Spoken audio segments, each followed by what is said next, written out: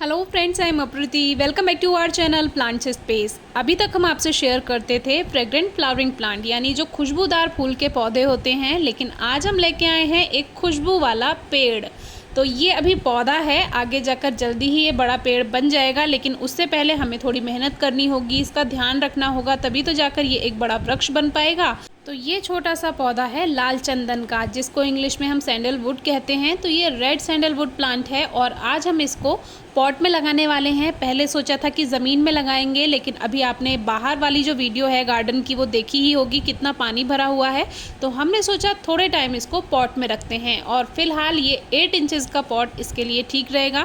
फिर आगे जाकर हम इसको 12 इंच के गमले में शिफ्ट कर देंगे और फिर देखते हैं ज़मीन में लगाते हैं या इसको पॉट में ही रखते हैं। तो इस पॉट में ड्रेनेज होल पहले चेक कर लेंगे और इस पर एक छोटा सा पत्थर रखेंगे।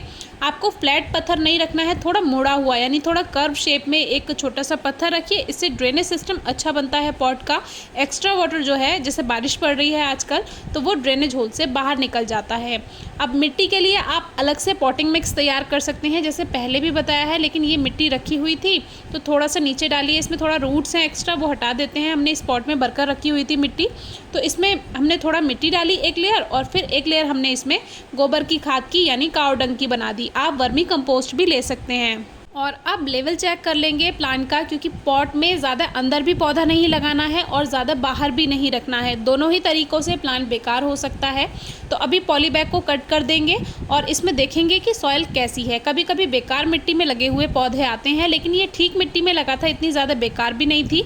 लेकिन फिर ये देखना भी ज़रूरी था कि कहीं कोई अंदर इसमें बास्केट तो नहीं है या कोई बेकार मिट्टी में। कभी कभी मैंने आपको पहले भी कई वीडियोज़ में दिखाया है कि अंदर पौधे गलत मिट्टी में लगे हुए होते हैं, ऊपर से नर्सरी में वो दूसरी मिट्टी लगा दी जाती है। तो रूट्स इसमें दिख रही थी। हमने बहुत ज़्यादा डिस्टर्ब इसको प्लांट को नहीं किया, क्योंकि फिर स्ट्रेस में जाने के बाद इसकी पत्तियां झड़ जाएंगी अगर बहुत ज़्यादा मिट्टी हटाई पौधे की। तो बस एक बार चेक कर लिया कि कहीं ये बास्केट में या कोई बेकार मिट्टी में, हार्ड सॉइल में तो नहीं है। तो ये नॉर्मल मिट्टी में ही लगा हुआ है। तो अब इसको हम पॉट में शिफ्ट कर देंगे।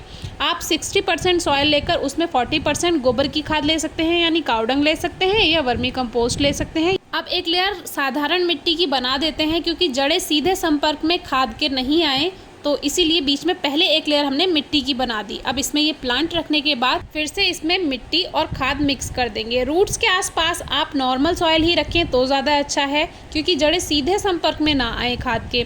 वैसे आप पॉटिंग मिक्स भी बना सकते हैं, जैसे आपको दूसरे प्लांट्स में हम बताते आए हैं, लेकिन हम ऐसे ही करते हैं आजकल की पहले बीच में एक लेयर खाद की बना दी, फिर मिट्टी की बना दी, फिर एक लेयर खाद की बना दी। तो ये भी एक बहुत अच्छा तरीका है।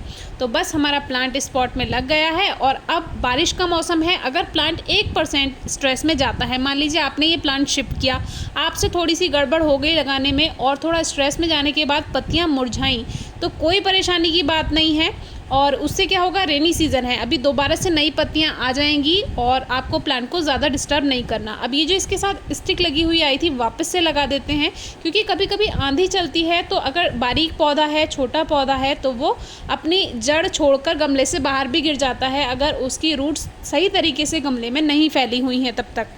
तो इस तरह की स्टिक से सपोर्ट देने के बाद ये प्लांट अब सेफ़ है और इसको बारिश में भी आप रखा रहने दे सकते हैं। अब इसमें अच्छे से वाटरिंग कर देते हैं। एक बात और, काफ़ी व्यूअर्स पूछते हैं कि क्या धूप में रखना है या नहीं। तो अगर आपने रूट्स बहुत ज़्यादा डिस्टर्ब की हैं तो धूप में ना रखें, 2-3 दिन छाया में रखें, नहीं तो आप इसको सीधे धूप में भी रख सकते हैं अगर रूट्स को ज़्यादा डिस्टर्ब नहीं किया है। तो अब रेनी सीज़न है, प्लांट्स की ग्रोथ वैसे भी अच्छी होगी।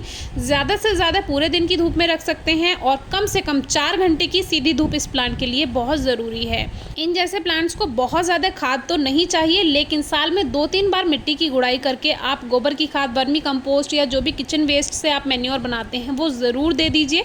तो उससे ज़्यादा अच्छी ग्रोथ होगी, क्योंकि पॉट में ज़रूरत होती है, ज़मीन में तो बहुत ज़्यादा ज़रूरत नहीं होती है।